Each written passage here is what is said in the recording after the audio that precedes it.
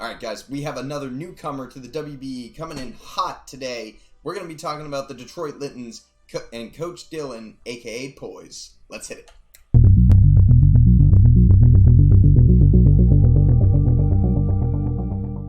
Alright everybody, here we go. The Detroit Littens coming in hot. You can see the full team up on the lovely left-hand side of the screen. But let's get on into it. Let's start with our gears here.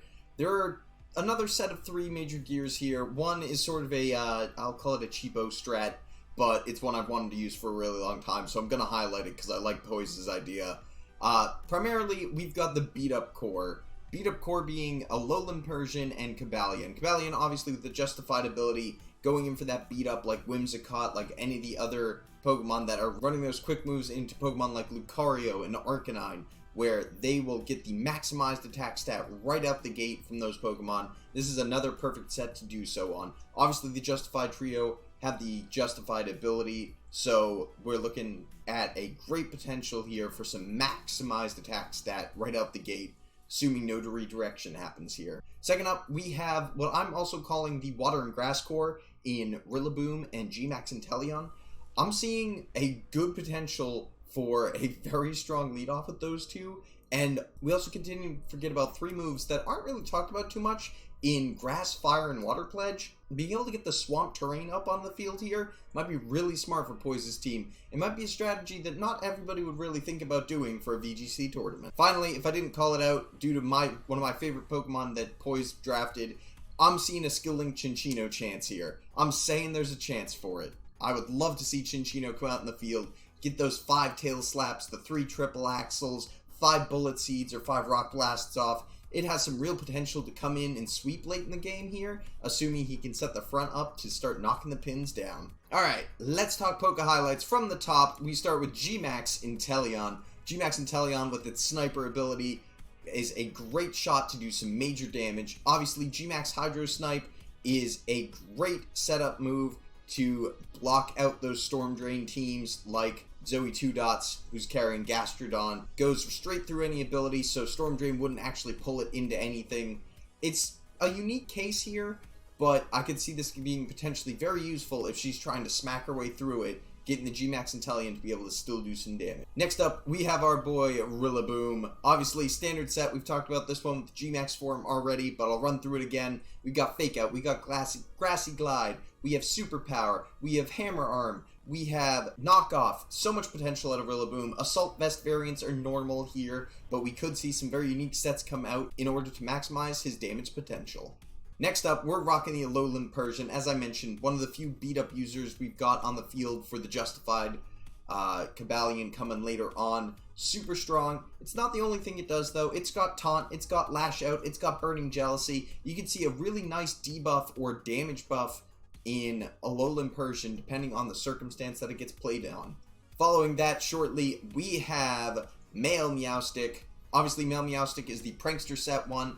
We have the ability to use Yawn, T-Wave, Screens, Trick Room. There are a bunch of options here for Meowstic to be able to sort of run with, and it's going to be really strong for the Trick Room side of this team, which I think might be a bit more of a staple than I'm originally estimating it to be in our gears. Next up, we have Miltank. Miltank, obviously a tanky boy or girl. It's running thick fat, it can run scrappy, it's got milk drink, it can run steamroller, body press, play rough, etc. It's just a strong boy or girl. It is just there to be annoying, it's there to tank blows. I can see this being a great Dynamax or Gigantamax defender, where you just send this thing in, milk drink 3 times in a row, and minus the buffs or debuffs that you're getting from the opposing Pokemon's Dynamax or Gmax, it could survive probably any of those hits.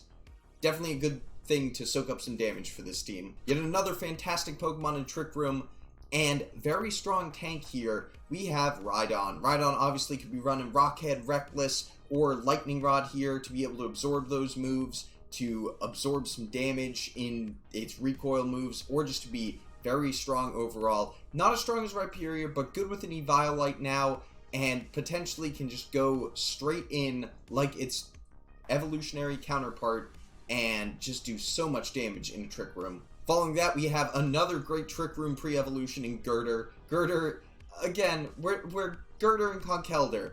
Rhydon versus Rhyperior. We have a lot of under-evolutioned Pokemon on this team, and I think this might turn into one of its detriments, but we'll see how Poise plays it out here.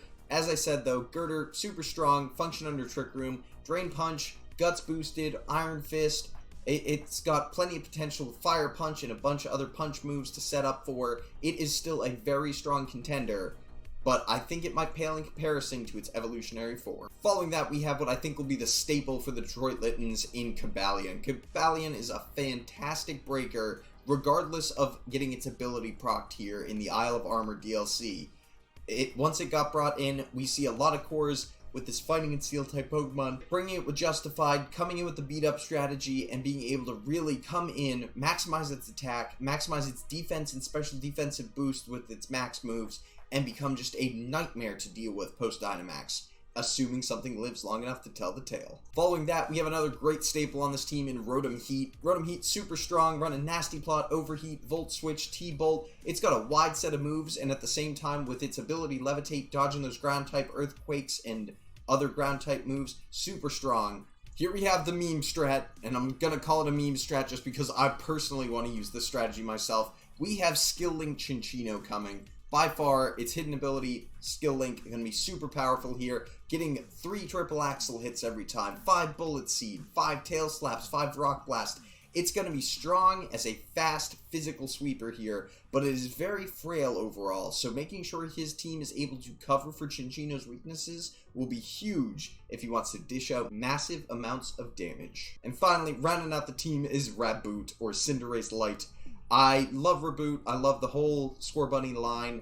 Obviously, yet again, we're up to 3 now pre-evolution Pokemon for the Detroit Littens. I feel like this is going to turn into a tiny bit of a detriment, as I mentioned prior, where the evolutionary full forms are actually going to run circles around their pre-evolutionary counterparts. We'll have to see how Poise plays around this, potentially wins his way into a Season 1 victory. Alright, next up, let's talk leads. I can see a couple of different leads here. Primarily, the first one is going to be focused around Meowstic and any of our Trick Room users we talked about. Meowstic, super strong. It can get Screens, T-Wave, Yawn, and Trick Room all up. Prankster ability, making sure it gets it set immediately here and still able to move fast. Super strong with Rhydon and Girder there. They're both going to be dishing out massive amounts of damage. But, again, their pre-evolutionary line is going to be frailer than the fully evolutionary forms. So I definitely want to see how Poise is going to work around this to make sure that his team doesn't pale in comparison. Next up, we have the same general strategy that I talked about in the Gears with the beat-up strategy, Alolan Persian and Cobalion. That is going to be a great staple lead here for anybody who does not have redirection on their team. I cannot think of a team that doesn't have redirection that would want to see these two coming out front, because they are just going to get super strong and proceed to try and sweep immediately. This might be Poise's strategy going into it, and I can entirely see him only losing a couple matches based on redirection potential or the possibility of a sleep. And finally, special shout out to what I previously mentioned with the Rillaboom Gmax Inteleon. I could see that lead potentially going well with a grass and water pledge coming out, setting up that swampy terrain, also with the grassy terrain already up from Rillaboom, and there being a real staple amount of hits there going on with that lead comp. Following up, we can talk gaps. Gaps for this team, they're a very physical core. Only 2 Pokemon in Rotom and Inteleon are really running special attacks, and that's assuming they're built that way. Technically, Inteleon could run physical, but under the assumption that they are running standard-ish sets, only 2 of these Pokemon are really going to be running any special type move and special type coverage. So very strange to not see a little bit more diversity in physical versus special offensive capabilities. Secondary to this is the fighting core, as I want to call it. There is a big core of fighting type and slight fighting type like Pokemon here, where potentially, if looking straight down the line, we have Rillaboom, Girder, Cobalion, and technically Cinccino, depending on what type is brought here, all being very weak to flying type Pokemon that have coverage between fighting and flying type moves. There'll definitely be a hurdle to climb over when this team inevitably goes up against Talonflame. Finally, rounding out the gaps, I do see a very interesting speed tier set for this team, mostly around the fact that they have medium range speed tier to really slow, minus the Alolan Persian and the Meowstic with Prankster. So them either setting up Trick Room for the team might be really important here, or they just have to play a bit more tanky in order to survive whatever comes and hits them first. Finally, to round it up, let's talk about our match to watch. Our match to watch, I think, for Poise is going to be against Wolfie Glick, mainly because we have Gmax Rillaboom in Wolfie Glick's team and Gmax Inteleon on Poise's. I could definitely see a potential lead here where we're going to see 2 Rillabooms coming out front on these teams, one going Gmax, one even potentially Dynamaxing, and then we're really going to have to see how they play around those boosts to be able to win the match for their respective teams. Alright guys, there you have it. You have the Detroit Littens and team captain Poise. Hopefully you guys enjoyed this one. We are down to the wire. Starting today, the matches are actually going live for the WBE for week 1, assuming nothing stops the coaches from playing, like hurricanes or tornadoes or other things. Sorry, A-Drive, best of luck. We will hopefully see some match analysis coming out as well as soon as the matches start coming in, so look forward to that. Obviously, make sure you're clicking that subscribe button up here and taking a look at the other WBE draft analyses on our channel, and make sure that you're clicking up and checking out Poise's breakdown right here. We'll catch you guys all for the next one. Peace.